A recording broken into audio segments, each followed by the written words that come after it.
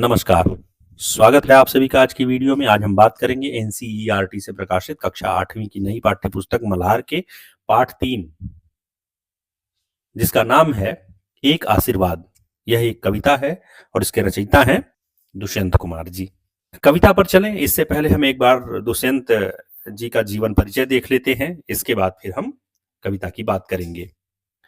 तो हिंदी के अत्यंत लोकप्रिय गजलकार दुष्यंत कुमार का जन्म उत्तर प्रदेश के बिजनौर जनपद में राजपुर नवादा में 1 सितंबर 1933 को हुआ था।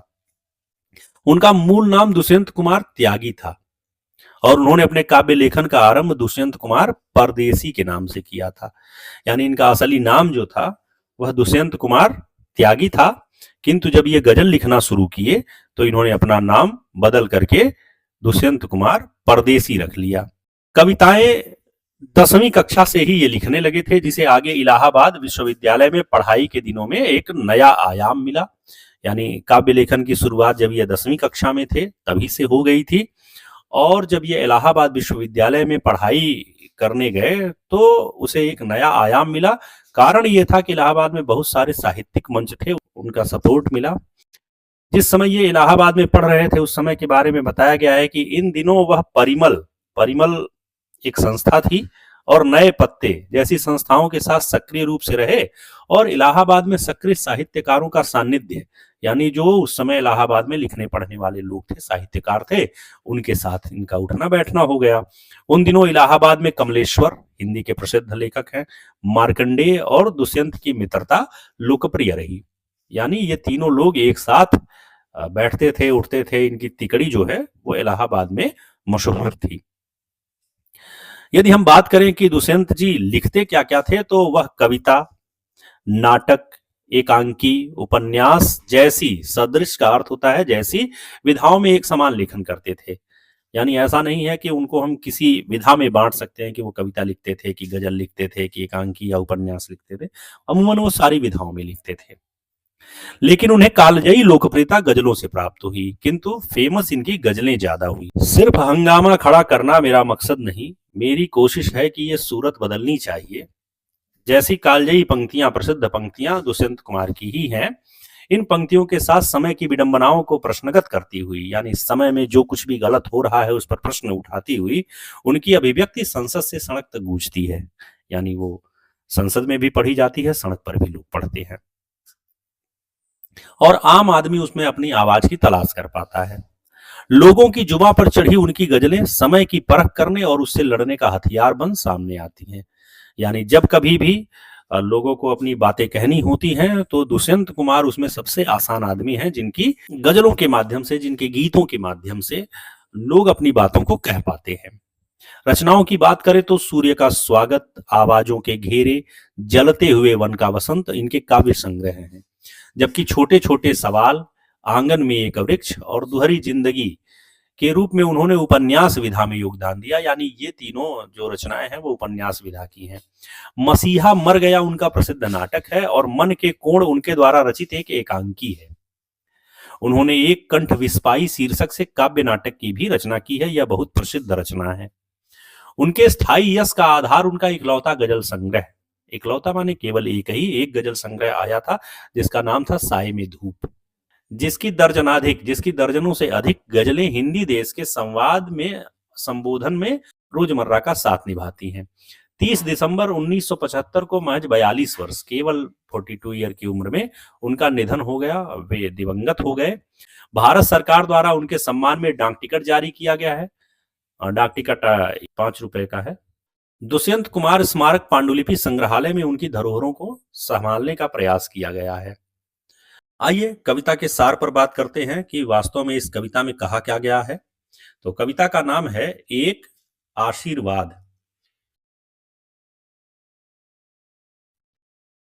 इसमें लेखक ने आशीष दिया है, इच्छा व्यक्त की है, आशीर्वाद दिया है।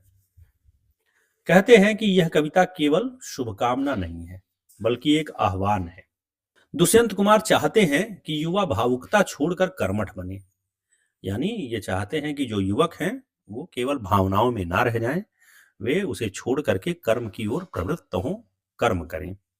वे बड़े सपने देखें, लेकिन उन्हें पूरा करने के लिए जमीन पर कठोर परिश्रम करें। कविता का केंद्र बिंदु आत्मनिर्भरता और संघर्ष क्षमता का विकास करना है। यानी इस कविता में जो बात की गई है, मुख्य उद्देश्य इसका है कि जो भी इसे पढ़ रहा है वह आत्मनिर्भर हो और उसकी संघर्ष क्षमता, उसकी लड़ने की शक्ति बढ़े। वह सपने देखे और उन सपनों को धरातल पर लाने के लिए धरातल पर ही मेहनत करे, जिससे वह सफल हो सके। आइए अब कविता देखते हैं। कविता में पहली पंक्ति है, जा तेरे स्वप्न बड़े हों। यानी आशीर्वाद देते हुए, आह्वान करते हुए कि चलो ठीक है, जो भी है तुम्हारे सपने क्या होने चाहिए, वो बड़े होने चाहिए। स्वप्न को सपना कहा जाता है, और अगर सपने बड़े होंगे तो फिर उसके लिए हमें अपने पैर टिकाने पड़ेंगे। तो कहते हैं कि भावना की गोद से उतरकर, यानी अभी जो भावनाओं में तुम खोए हुए हो, बह रहे हो, अब तुम्हें उन भावनाओं की गोद से उतरना है, वहां से नीचे आना है। और नीचे आकर के क्या करना है? जल्द पृथ्वी पर चलना सीखें। यानी अपने आप को संभालना है, अपने पैरों पर खड़ा होना है, ऊंच नीच देखना है, खुद को इस योग्य बनाना है कि तुम पृथ्वी पर चल सको, तुम जिन सपनों को देख रहे हो उनका पीछा कर सको। और सपने कैसे हैं? लिखा है, चांद तारों सी अप्राप्य। अप्राप्य का अर्थ होता है जिसे प्राप्त न किया जा सके, जिसे प्राप्त न किया जा सके। चांद हमसे बहुत दूर है, हम उसे पा नहीं सकते। तारे हमसे बहुत दूर है, हम उन्हें पा नहीं सकते। तो जो चांद तारे हैं, इनके जैसी जो अप्राप्य ऊंचाइयां हैं, बच्चे जो होते हैं उनको चांद तारे बहुत अच्छे लगते हैं, वो चाहते हैं कि काश ये मिल जाते। आप कभी जब सूरदास को पढ़ेंगे तो आप पढ़ेंगे श्री कृष्ण अपनी मां से कहते हैं कि मैया मैं तो चंद्र खिलौना लय हूं। ठीक है, यानी जो चांद है वो उसे पाना चाहते हैं, हालांकि ये असंभव चीज है। कभी कहते हैं कि जब युवक बच्चा सपने देखता है तो उसके सपने कई बार ऐसे होते हैं कि वो असंभव से हो जाते हैं, लेकिन इसका मतलब कतई ये नहीं है कि लोग ऊंचे सपने ना देखें। अगर सपने देख रहे हैं तो उन ऊंचाइयों के लिए रूठना मचलना सीखें। यानी जैसे हम छोटी छोटी बातों के लिए हट करते रहते हैं, जिद करते रहते हैं, हमें अपने सपनों के लिए, जो उच्च सपने हैं, जो अप्राप्य हैं, जिनके बारे में कल्पना नहीं की जा सकती कि ये हमें मिल सकते हैं, हमें ऐसे सपने देखना भी चाहिए।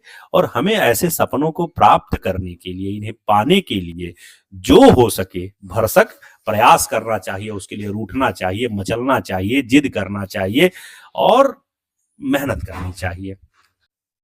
आगे फिर कहते हैं, हंसें, मुस्कुराएं, गाएं। यानी सपना देखते हुए प्रसन्न रहें, हंसें, मुस्कुराएं और गाएं। सपना देखते हुए भी ये सब करें, सपना पाने के बाद भी ये सब करें।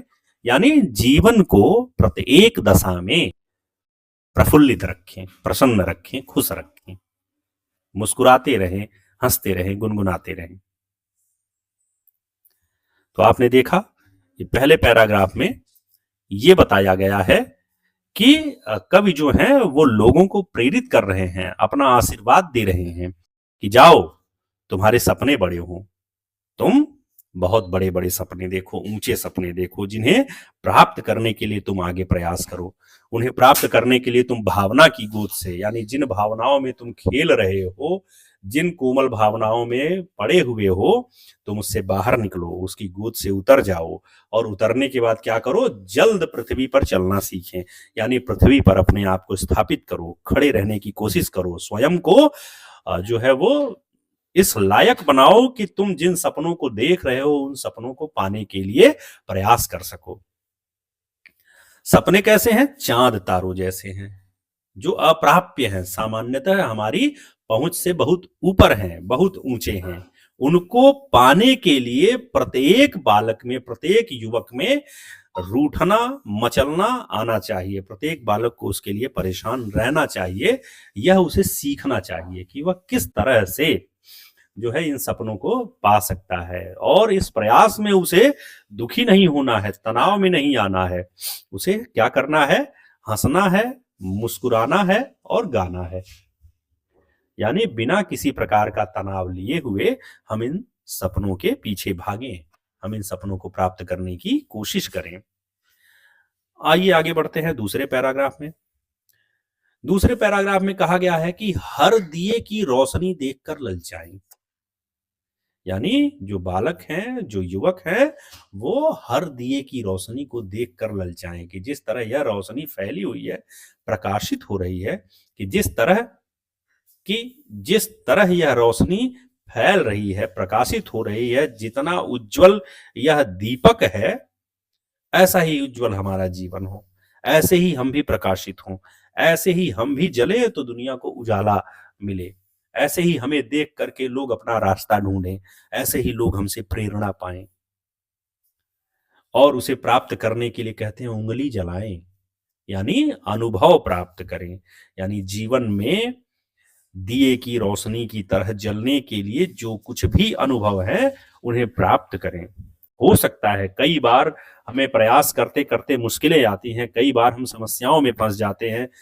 जैसे दिए की रोशनी को जानने के लिए कोई बच्चा अगर दिया छुए तो उसकी उंगली जल जाती है, लेकिन ये सिर्फ जलना, ये सिर्फ कष्ट का प्रतीक नहीं है, यह इस बात का भी प्रतीक है कि कहीं ना कहीं उस बच्चे को इस बात का ज्ञान हो जाता है कि यदि हम दिए की रोशनी को छुएंगे, दिए की लौ को छुएंगे, तो फिर हम जल जाएंगे। तो जीवन में यदि कष्ट आ रहा है तो आप ये मान के चलिए कि उन कष्टों में घबराना नहीं है। उन कष्टों से, उन परेशानियों से हमें निकलना है, और उन परेशानियों से हमें कुछ न कुछ नया सीखना है। प्रत्येक स्थिति में, प्रत्येक कार्य, चाहे हम उसमें सफल हों, चाहे असफल हों, वह हमें कुछ न कुछ सिखा के ही जाता है। वह हमें आगे आने वाली परिस्थितियों के लिए कुछ न कुछ मजबूत ही करता है। अगली बार जब हम दिए की रोशनी देखेंगे तो हम पहले से जानते रहेंगे कि इसमें उंगली जाएगी तो हम जल जाएंगे। यह भी एक प्रकार का ज्ञान है, और यह ज्ञान स्वतः ही आता है। आप स्वयं करके जब तक नहीं सीखेंगे तब तक यह ज्ञान आपको प्राप्त नहीं होगा। इसीलिए कवि कहते हैं कि युवाओं को, बच्चों को अपने पांव पर खड़ा होना चाहिए। कहते हैं कि अपने पांव पर खड़े हो, यानी अपने पांव पर खड़े होने का मतलब है सारी जिम्मेदारियों का निर्वहन करना, सारी जिम्मेदारियों का बोझ उठाना, और उन जिम्मेदारियों से लड़ते हुए आगे बढ़ना।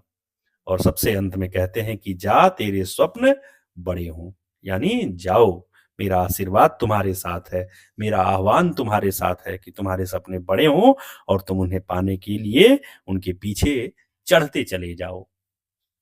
आकाश की ऊंचाइयां तुम्हारे कदमों के नीचे आए। तो यह थी कविता। कवि हैं इसके दुष्यंत कुमार। आज के लिए बस इतना ही, मिलते हैं अगली वीडियो में। धन्यवाद।